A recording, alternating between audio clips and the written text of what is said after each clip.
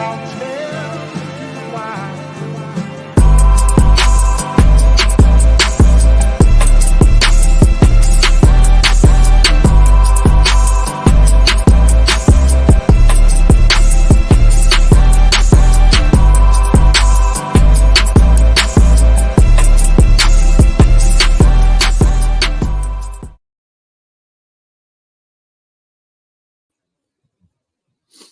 Yo, Jalen Bazile here, coming to you live, waiting on my homies, my brothers, Eric and Evan. Oh, there we are, we're live. Yo.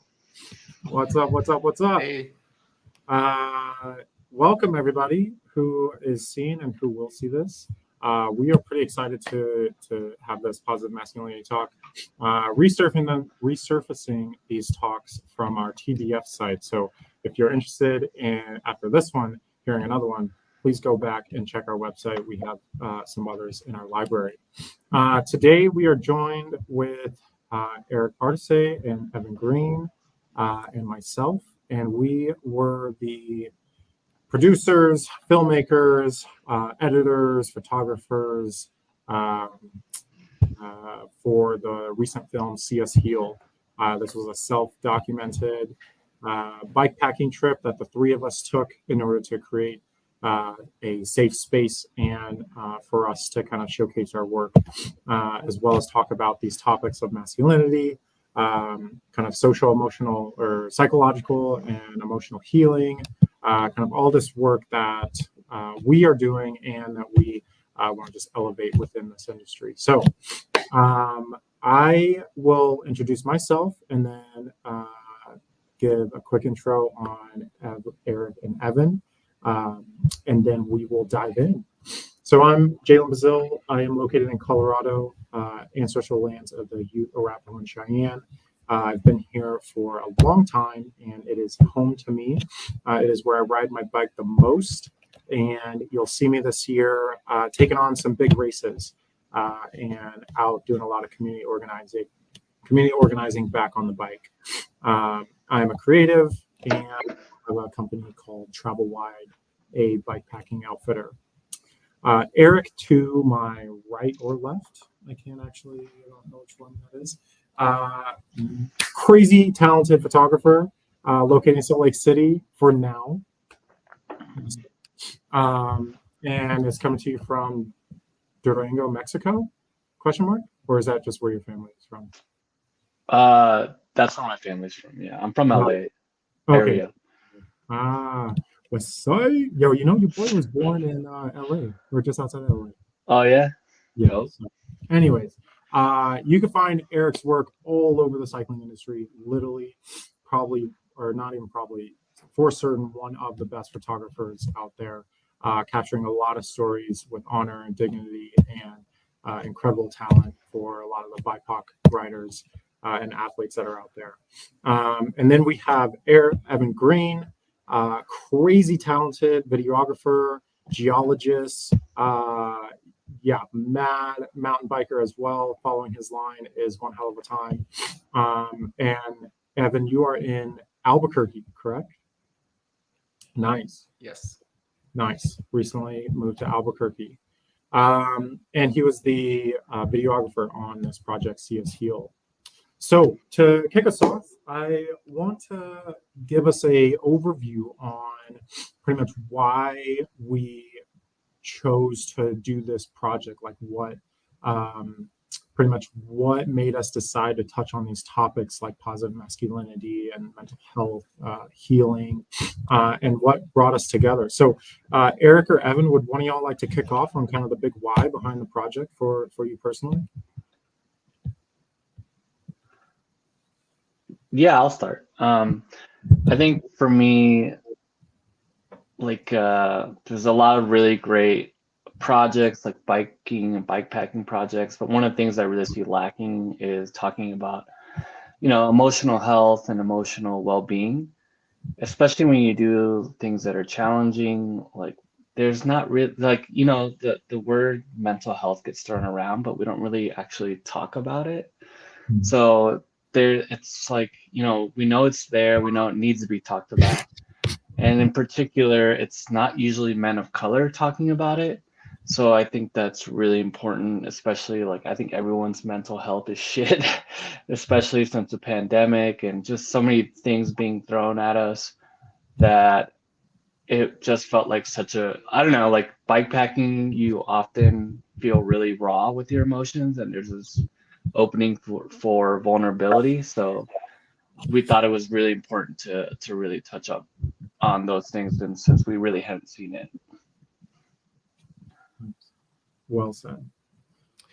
Yeah, just kind of echoing what Eric said, just kind of that this is a topic that's not really covered in a lot of adventure films. I pretty much watch every film out there, and unless it's a super traumatic event, people don't really go into kind of the mental health issues. And so this trip is kind of unique, where we didn't really have any life or death situations, and we were pretty much just riding around having fun, but we could still talk about kind of our state and our group dynamics and just kind of everything going on in our lives. And so that was really helpful. And kind of how Eric mentioned before, just the pandemic had been going on, the past 2 years, and, a big change in our lives, big changes in kind of our work structure. And another thing we all kind of have in common too is just kind of being entrepreneurs and, running our own business. And that adds even more mental stress too, as you're constantly, not just doing your routine job and getting your paycheck, but constantly having to put yourself out there and create things and worry about your finances and wonder if you're going the right direction. And there's a whole lot going on there too. So I think that we could really bond over that stuff as well. So it was really a special trip.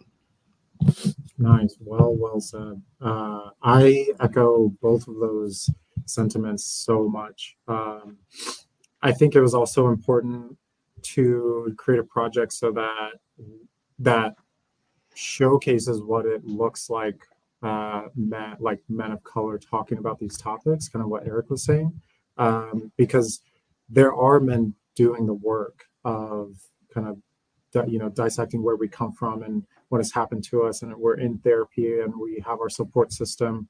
And I just want to be able to celebrate us, because I don't think that celebration, I don't think we get that recognition enough. We're kind of like, it's like kind of head down, let's grind. And I think by bikepacking, we have found amongst the three of us, like that is a way, that is such a release, that's such a way to kind of take a break from the world and kind of like tune in to one another. So it was a very strong passion project that I think fills a really big hole in the industry at large. And I hope to see more conversations and things like projects like this taken off.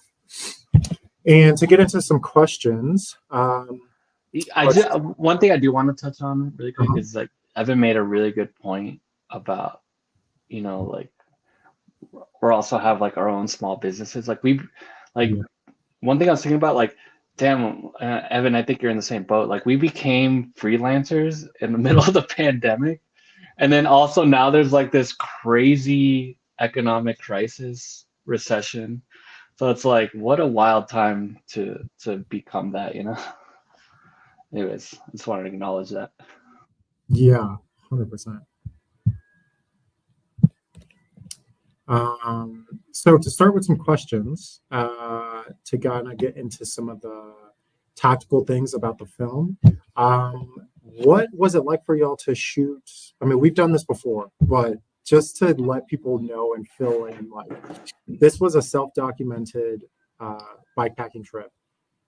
To self-document anything is a lot of work. It's a lot of like setup, prep, tear down, check and see if, we got the shot, and then go back and do it again over and over until you get everything you need. For us, from y'all's perspective, how was that, the self-documenting process? Evan, how about you kick us off first? Yeah, it was definitely not easy. It was pretty complicated, just trying to figure out how to incorporate ourselves, and also just kind of carrying all the gear along with everything we needed to be out for 3 days backpacking and kind of surviving on the bike, as well as batteries, drones, cameras, tripods, gimbals, audio mics, and all that stuff stuffed into backpacks, and lenses and extra camera bodies and just cleaning supplies and all that stuff. So it was definitely some extra weight, and we got some looks from the locals and in the area there of kind of like, what are you doing hauling around all this stuff? But we had a vision and a mission, and so we were pretty dedicated to it. And it was also a lot of fun, just, you know, not having to worry about kind of this film crew, or kind of like, what do they think, or like, how are they going to portray me? Is kind of having that control to tell our own stories and get the shots that we truly wanted was really special as well there. But yeah, not for the faint of heart, for sure.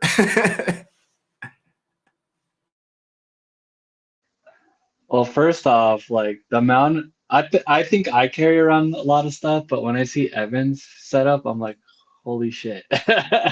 Evan's really strong rider to have to carry all the video camera equipment and everything. Um, but yeah, I think there was also something special too in not having other extra people, because it gave us kind of the intimacy to talk about certain things that if there was a larger film crew, I don't know if I would have felt as comfortable. Like, I'm a really private person. Like, even the things I talked about in the film, I'm like, talking about anxiety gave me anxiety.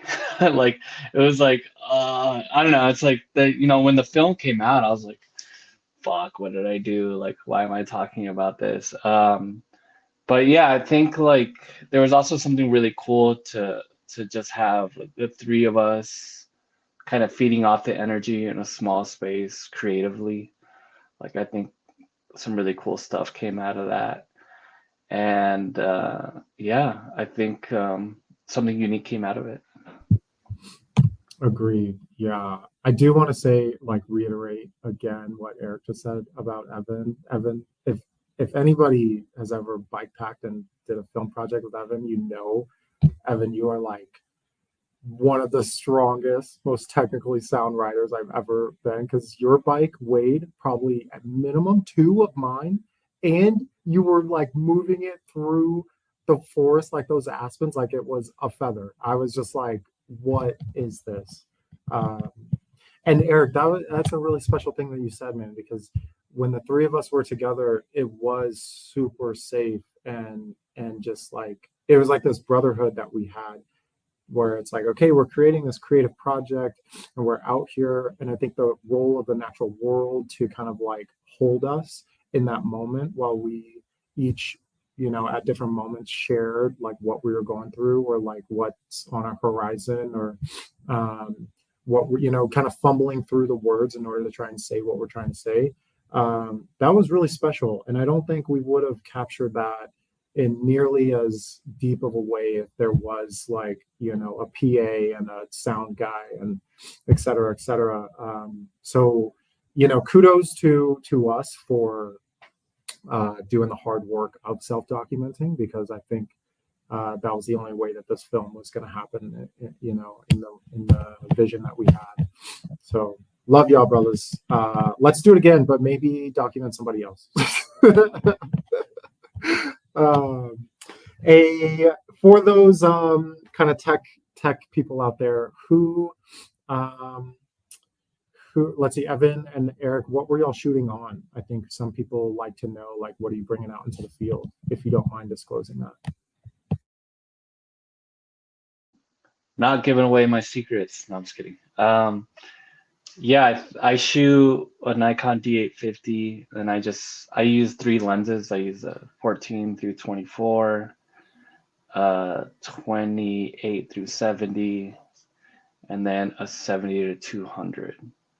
So that's kind of what I shoot with. And yeah, I'm probably gonna change it up really soon, but I have my setup pretty dialed. But I'm probably gonna get one more lens, probably 300 to 500.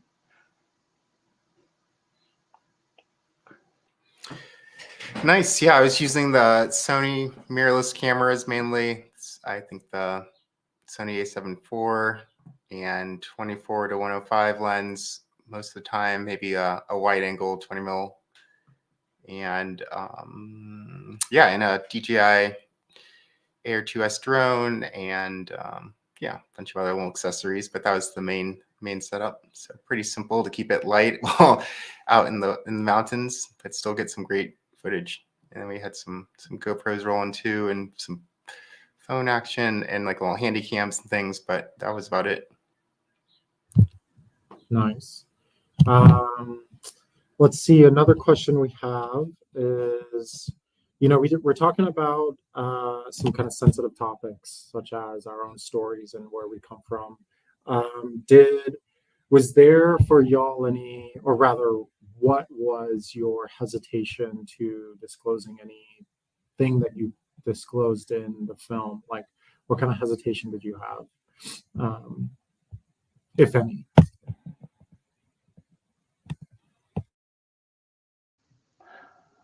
Yeah, I think for me, talking about mental health, I still have, I come from this place called Palmdale in California, and it's not a place for me that I can't imagine coming out of that. Like it's like really hard for me to talk about mental health because I'm such a private person, but also it's like,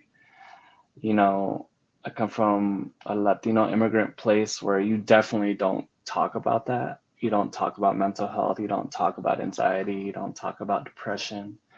And that's not a reflection of the community so much as like bigger structures, and that's a longer conversation. But I think like I still have a lot of hesitation because, like it's ingrained in you that you don't talk about that stuff. But it's still like, I remember I wrote a story about mental health, and one of the editor was like, oh, well, because I was explaining how it's still really hard for me to talk about it. And they kind of gave me feedback, well, that's not necessarily true for a lot of folks anymore. Like that stigma's kind of gone away. And I'm like, maybe in your community, but in my community, it's still really hard to talk about that, like it's still a stigma, like it still is, like, so for me, like the day that it was released, I was like, oh fuck, like I was really like, my anxiety was like on high, like, yeah, even as I talk about it right now, these headphones are annoying. Even as I talk about it right now, like, yeah, it's for me to be able to talk about it is like a big accomplishment, especially in the public sphere. And yeah, I think, I'm just on this tip that like being honest is really liberating. It's like I want to talk about it more because it feels like, why am I going to hide it? That's, so yeah, I think, obviously it's like, it's the first time I said it out loud in like a video or anything, that I struggle with mental health and stuff like that. But it's also really nice to have so many people like send messages that like, hey, like I go through that too, or hey, I experienced that, or, so yeah, I think that'd be a really cool cultural shift, especially in certain communities, to be really open about that, yeah.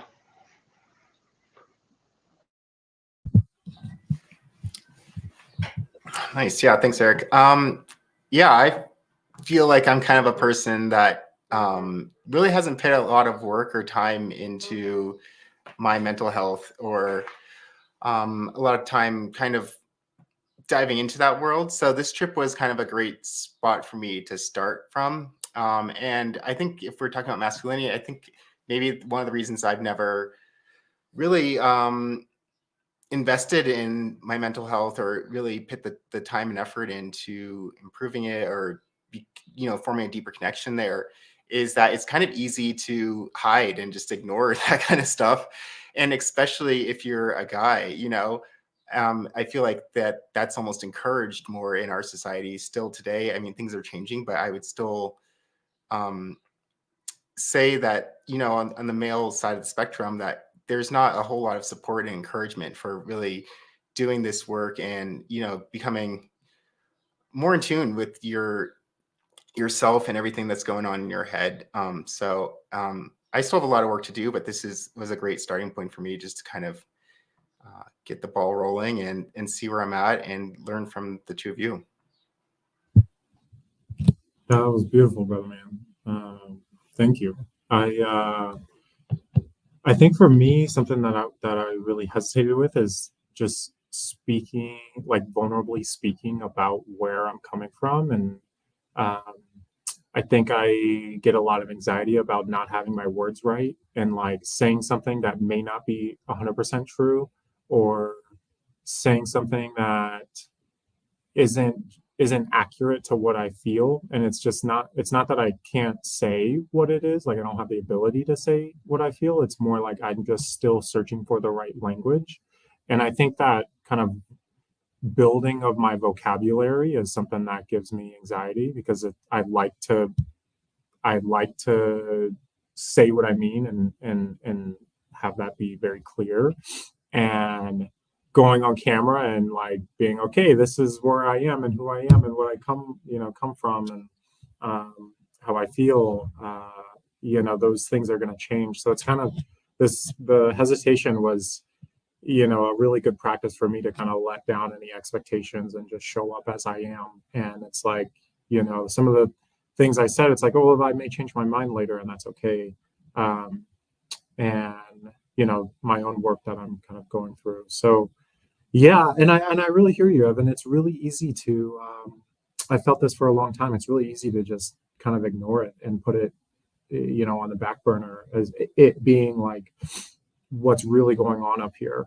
As long as I'm performing athletically or financially or relationally, sexually, etc., it's like, well, I don't really need to deal with that. And I knew for me, I like definitely wanted something else, because if you've ever read like The Body Keeps the Score, it's like there's no real way to get around this. These kind of like parts of ourselves that are in need of healing, just like an injury, it's like, and I wrote about this in the SRAM article, like when we see somebody physically injured, it's so obvious to care for that person and to hold space for that person and be like, no, take it easy, like take your time, etc. But the psychological wounds are not as easy to see. But when we do see them, it's often the standard right now in our society, particularly for men, it's not to encourage healing, but more so to just be like, just like squash that, put that away, like keep going. So I'm happy for us. I want to say I'm proud of y'all, each of you, because that was a very vulnerable thing that we did, and I'm glad to call you my brothers and to keep doing this kind of work. So appreciate it. And those of you watching, if y'all have comments, questions, I see Adventures with Hugh, Omar's Rigs. Thank you all for commenting. If you have questions for us that we can answer while we're on, we have about 30 more minutes. Please drop those in there. We'd love to hear from you all. And to go into another question, or rather just kind of a statement on a little bit of kind of nice segue from what we were just talking about. In the film, we mentioned this kind of like, I think it may have been myself who mentioned, this use of sports. In sports, we often see men using sports, or say biking, cycling, as like an escape. It often is, I've heard this in my own life of people saying, oh my God, cycling is therapy. And I want to make a very clear distinction that cycling is therapeutic in so many ways. It allows us to move our body, etc., the things that we've talked about, but it is not therapy. And I think one place for the brothers in my life that I know would be a good place to start, and where I have started as well, is finding that differentiation and start taking steps towards therapy. So for Eric and Evan, what is y'all's relationship with, leaning into things that are therapeutic versus, the actual work of therapy, or kind of like that healing process? Yeah, I think like that gets used a lot. Like biking, is therapeutic, and there's no, I mean, it gets your serotonin up. Like you just feel great after a bike ride. Uh, but it treats a symptom, right? If you're going through it, it makes you feel better, but it's not the cure, right? And for me, like therapy has been really helpful. Um, but it's, like you doing the hard work of, really engaging with your emotions.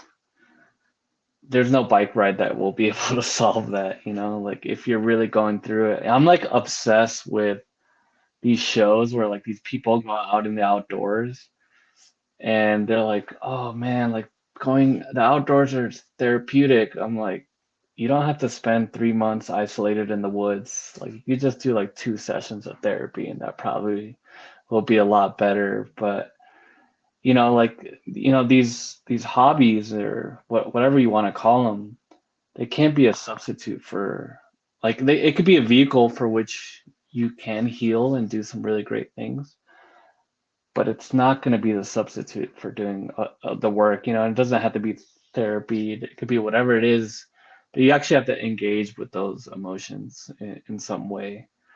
And yeah, like when like I get it. Like when people say biking is therapy, I get that, but I also kind of like, oh, like it's short term. It's not really long term. Very well said, Bugman, for sure. Yeah, I definitely fall more on the kind of short-term side trap of things and just kind of tend to go for a run and just ride my bike to clear my head. And so I think I could probably gain a lot just from maybe a therapy session and you're just talking to other people and going more that route, So even just you bringing that up and kind of explaining this stuff has been helpful for me. That's beautiful, Bugman. Heck yeah. It took me a long time to go to therapy, and I think for a while I did use biking and outdoors climbing, mountain climbing, camping, etc. as like that escape, until it was like brought to my attention like, hey, I'm like definitely running from something. So that's when I started re-engaging with therapy and had some really positive interactions or moments that helped me gain so much further than I had in such little time that I was like, okay, I understand the how this works. And so now I kind of have a better understanding as far as how I use these like therapeutic things versus like when something really comes up, it's like, okay, I know how to kind of better address this. Definitely still have a lot of work to do though. I'm no expert, but it's a lifelong journey. So Yeah, I appreciate you saying that because like I'm definitely not a fucking expert. Like like I think like there's this like, and I think there's this self-imposed like thing, that like it's like, you're maybe struggling with something and then the goal is to not be struggling with it anymore. And that is a goal, right? But you don't know how long that journey is going to be. So sometimes you're like hard on yourself for not being where you would like to be. But it's, like that's the one thing is like we're going to make mistakes. Like it's not like I'm not perfect. Like I fuck up all the time, like, and I think understanding that like it's definitely going to be a process where like being hard on yourself also isn't, like you definitely are striving to work through whatever you're working through, but perfection is also limiting too, because nobody is. yeah. We had a question about this. Any books we would recommend to start the journey and gain comfort with pursuing therapy? To kind of answer that, one book that I have not read but it is in my cart.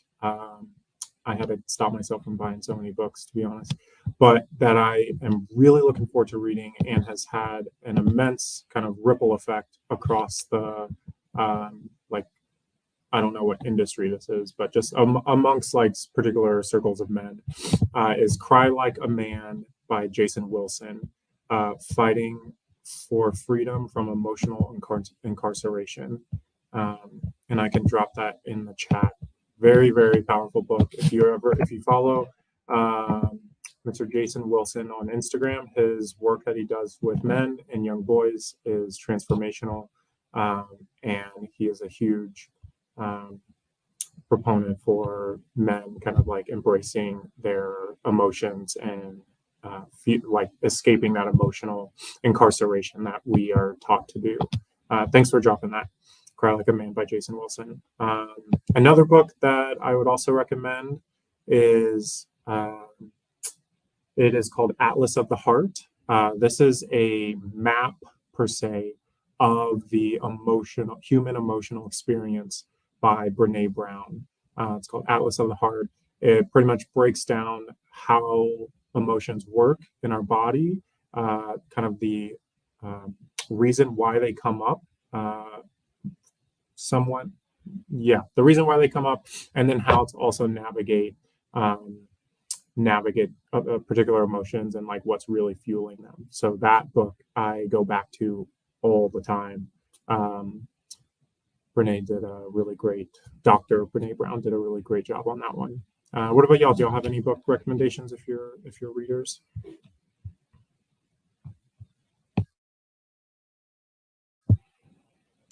Eric, if you don't, I know a book that you gave me that was incredible, so I can say that one.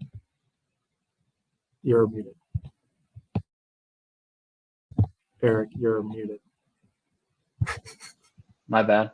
Yeah, All About Love is a really great book that I found really helpful. I also think there's this book by Ignacio Martin Baro, and he was a psychologist, and he was one of the first psychologists to really link structural problems with psychology. So I think that book is fascinating.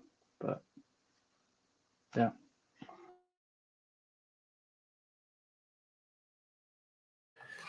Yeah, I'm honestly not a big reader. I think I read my first book like in years this year. So I just am more of a visual person. So I kind of tend to go on YouTube or something if I want to learn something or dive more into a topic. But yeah, I'm sure there's some great YouTube channels out there too that I could watch and that kind of discuss this thing too. That might be, just a different learning style. So something to look into. Yeah, a YouTube channel that I follow is called School of Life. Oh, nice. And their whole thing is trying to make emotional intelligence accessible. And so they cover everything from the self, like everything you need to know about self, being lonely, self-awareness, making big decisions, etc., childhood trauma, to relationships, to career, work, to even they're breaking into some of the systemic stuff as well. So School of Life on YouTube has a lot of really great stuff, and their articles also are very valuable in case you feel like reading. Wow, yeah, thank you. That sounds awesome. For sure. I'm with you, Evan. After grad school, I was like, I don't fucking ever want to read again, but I need to like fucking start reading because you gotta stay sharp. Let's see. We have another question in here. What tips or tricks can be offered on navigating white spaces while biking/bikepacking? Great question. Oftentimes, the campsites I frequent are white, and the last thing I want to do is code switch while on my bike. All right. Let's see. What tips and tricks? I can talk about that a little bit. Go for it.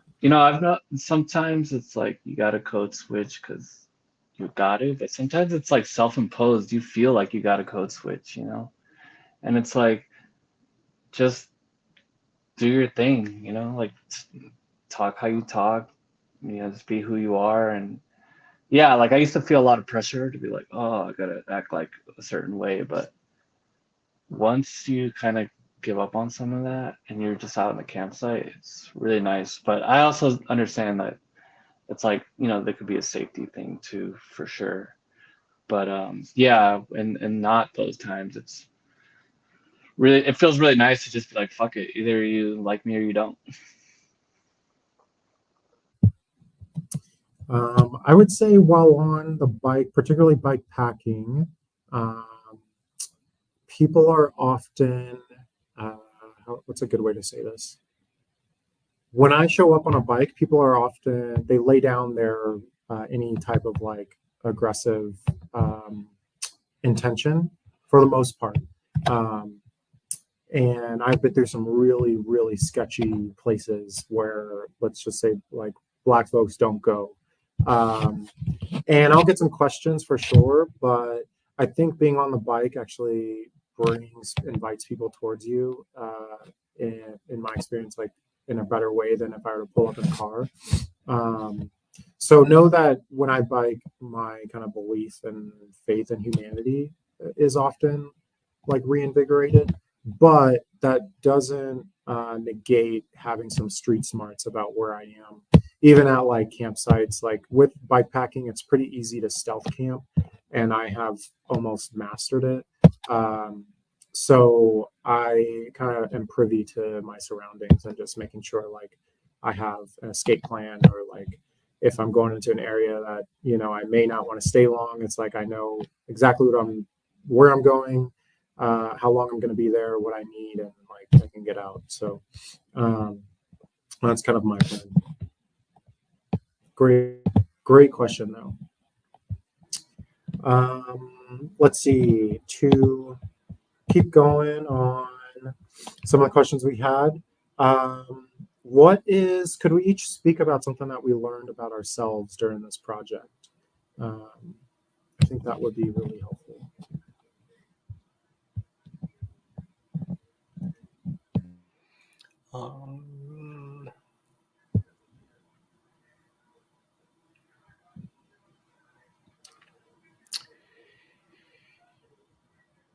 I can start us, if that'd be helpful. Sure. One thing that I learned about myself in putting this project together is that this work of healing, because one, it is work, like it's a very active, engaged process. It is lifelong. I think, you know, before I had this notion that, okay, I'll go do therapy and, you know, go to a couple sessions and then boom, I'll be fixed. I'll like sort out in my mind, kind of just like go tighten the screw or whatever, and then like I'll be fine.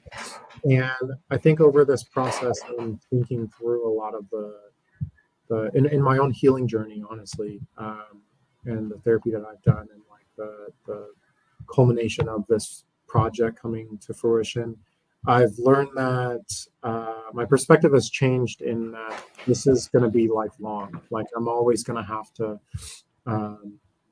kind of pay attention to these nuances about myself that I just want to stay on top of, not because, you know, it's some detriment, but because this is who I am, and I want to make sure that I'm, you know, the best person that I can be, and that takes work. And I'm really committed to it. I think being with Eric and Evan, you know, like I really look up to y'all, being the younger guy here, and it's like I want to, like, when I'm y'all's age, which is not too far around the corner, just, I don't know, like be in a much different, you know, space, a much more developmental space. So, and I know that takes active work. So I think I've learned just about myself, like, yeah, I'm really about this. I'm really committed to like growing and healing. Not to call y'all old or anything, because you're not. Yeah, damn. Why? What's up with the shade? No, but yeah, like one thing I learned from this trip was that I fucking hate horseflies. I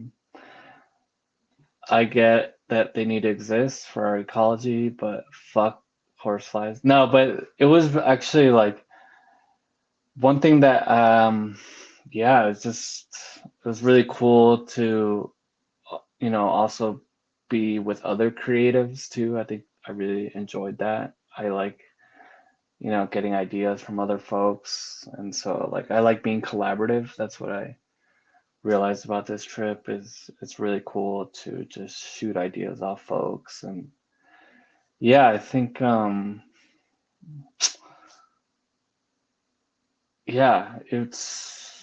that was really cool. And just being able to talk with people and not having to code switch or do anything of that was really nice. So yeah, it was just a really beautiful trip. Like the scenery was beautiful. Like taking photos is always relaxing for me. But I it just came out really nice. And I want to do more projects that mean something, right? That contribute to a cultural shift in biking. Like I think if I can de-bro biking and contribute to that, hey, like bros are cool. We need them for like Rampage and stuff like that. But like, there's got to be like more fulfilling topics to discuss within cycling. Cycling can really be a vehicle for that. But yeah, I don't know. I'm just really appreciative that I could be part of really dope projects like this. I think for me, it has a meaning to it, and it's real and it's genuine, and I feel like people want more of that. And it may not seem like that at first, but I don't know. I think it's just more honest discussions are really powerful.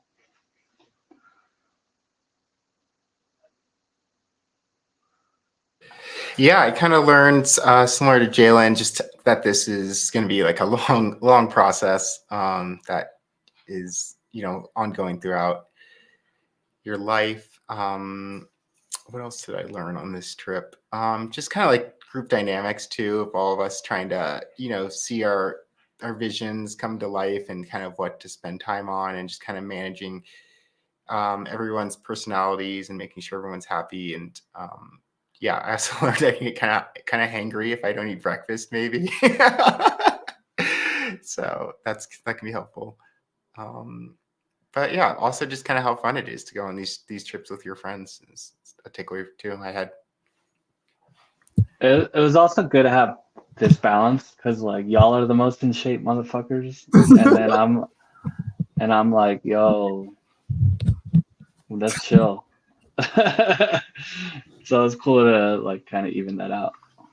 Yeah, I would say we balance each other for sure. I feel like I'm always like, all right, we're gonna do this big, ambitious thing, and then Evan, you're like, yeah, it's not gonna work like that.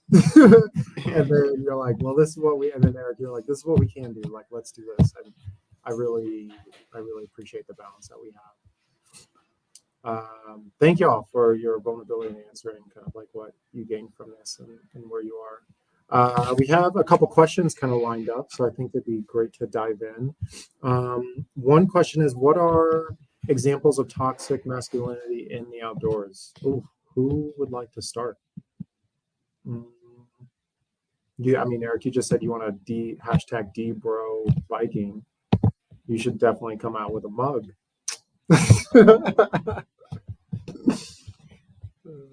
I think like obviously like really hard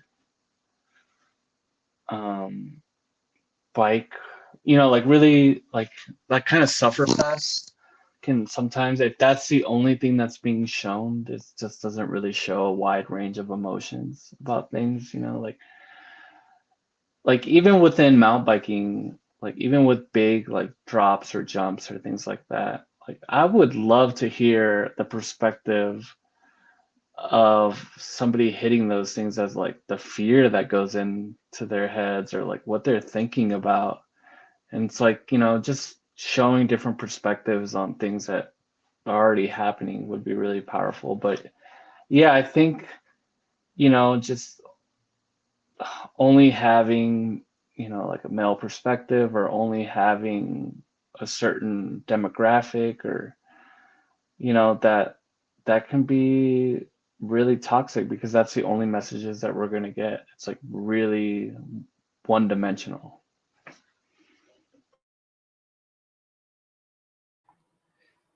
Yeah, there's like a kind of Jalen talked about this in the film too, just like how much emphasis there is on just the competition side and kind of the front of the pack and FKTs. And if there's a new film that comes out on YouTube that involves mountain bike, it's usually about some impressive feat of, climbing up something or the fastest downhill run or the longest this and that. So yeah, this is kind of different that we didn't even talk about, how long the trip was or how much further there was, and just kind of address these other issues that are not really brought up as much. And yeah, I guess kind of that toxicness is also in just kind of like toughness too, of just kind of keep going and suck it up and that kind of world versus, you don't really ever see anyone stopping and actually talking things over and addressing kind of the situation very often. So it's kind of my viewpoint. Yeah, and I would say to contextualize some of the toxic masculinity that I see in particular spaces is like, you go to like an expo and it's like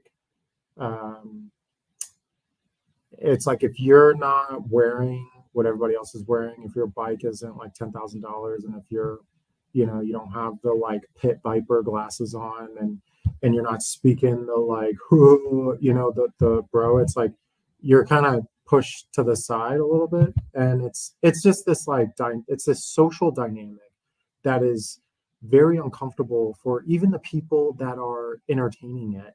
And it feels like being back in high school, and you're like, you have to be cool in order to like talk to the person that you came there to talk to, or you have to show up and kind of list your credentials in order to have a footing in the door.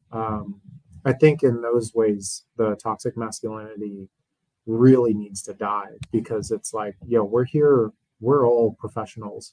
Like, just because you have been doing this since you were 12 doesn't negate my experience and my credibility as a professional cyclist. So I think, and I think that goes beyond cycling. I think that's just an outdoor industry at large issue within those social spaces. Like if you've ever been to outdoor retailer, that could be a incredible space to be in. And I think it bleeds also into whiteness. If you're like white is right type of behavior and policing, I think it definitely is lumped into there. Great question. I think too, like a lot of, like I come from a background of downhill, and the way that, which is one of the most toxic cultures within biking, but like the idea of like not, I feel like when there's a lot of men that get together, they like everyone's trying to outdo each other. So there's like this competitiveness. And then also like if you come to a feature and you're not ready for it, if you don't do it, someone's going to give you shit about it. So like really trying to do away with that, like, and especially when women are involved in the sport, like there's ways that men try to belittle women as well. And really make them feel like not part of the group or things like that. So there's like a lot of covert ways that it comes up, and it's really exclusionary. Great question. I feel like we could write a book on that. Hey. Just kidding. Another question. Any recommendations on how to initiate these kinds of conversations with our brothers who may be slow to open up? And I think we were talking about kind of the emotional, or rather the vulnerable conversations of like, how we really are. To kind of my answer to that is to use this question: how are you really doing? And I have gotten pushback with that, but I think when we ask that to people, like particularly with sincerity, it shows people, it shows like my brother's like, hey man, I'm really serious. Like I want to know how you're doing. And I know when I've been asked that, it's like, okay, let me get into a place to like really share if you're really open. because I think we do that. And how I'm even talking about it is like, if like, let me make sure that it's really safe to share and that you're really serious about listening, because I think I could think back from being in high school to like, we are like taught that the response to how you're doing is fine. And if it's not fine, it's good. And if you don't have either of those, then then you need to make something up, because those are the only two acceptable answers. And so asking somebody how they're really doing, and like sit and being ready to listen and accept and like hold space for how they're doing and not try and go to fixing it, is the other half of that answer, or like that question or that equation. So that's where I would start as far as initiating those conversations. What about you, Eric or Evan?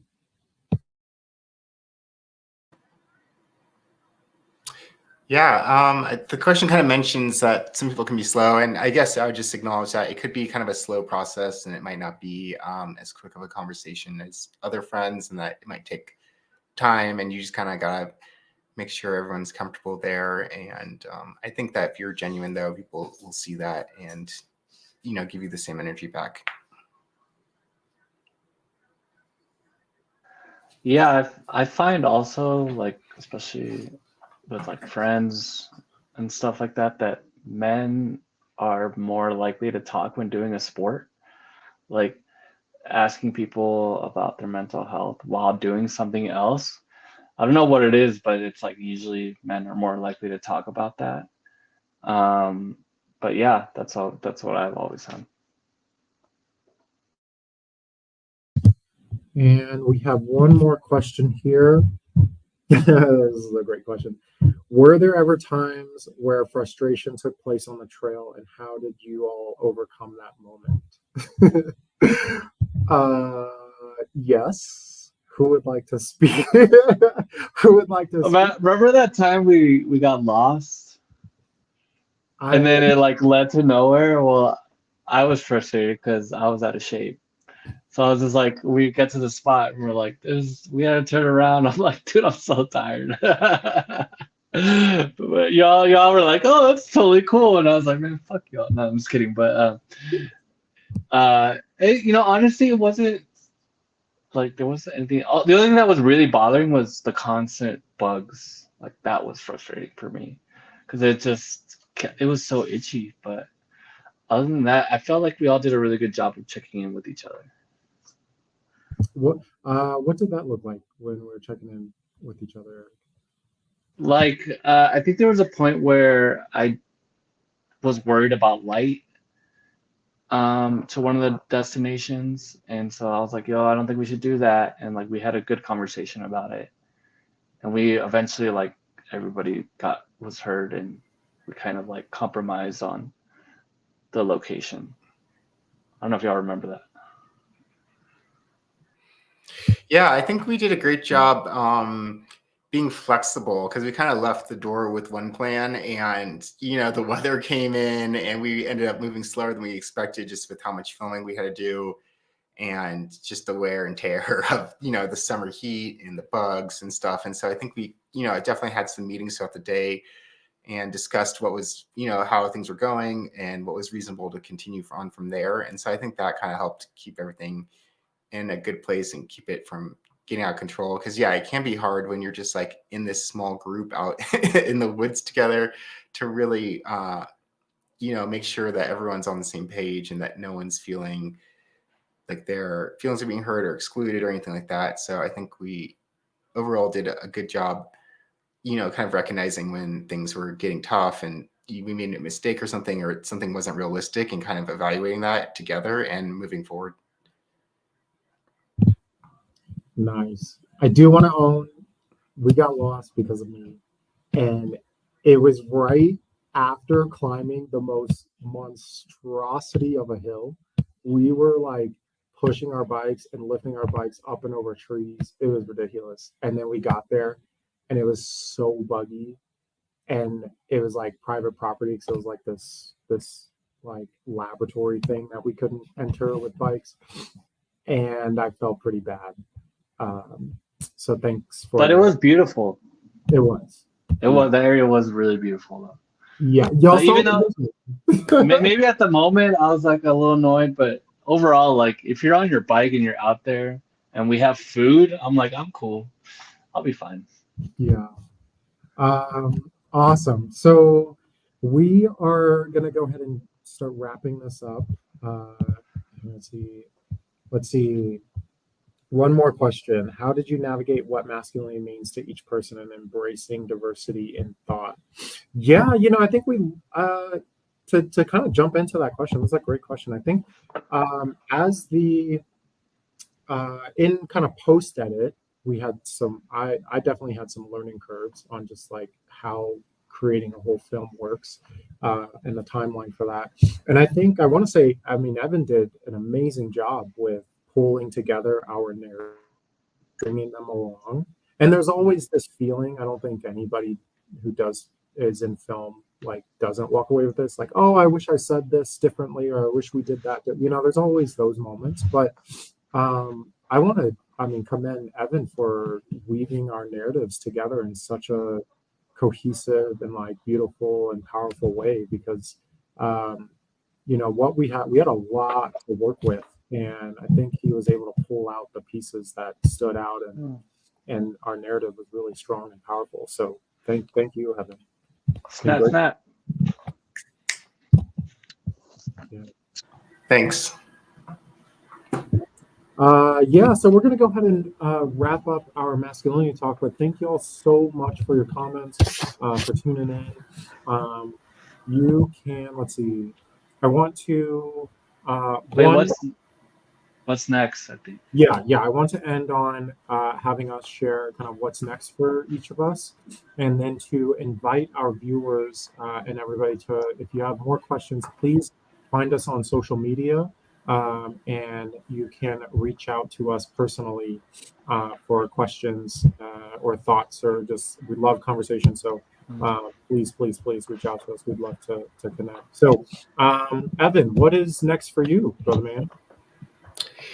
Yeah, I have some big life changes coming up with my first kid on the way in just 2 months. So that's pretty exciting. So I think there'll be a whole new chapter in my life, and see how that journey goes. It'll be exciting.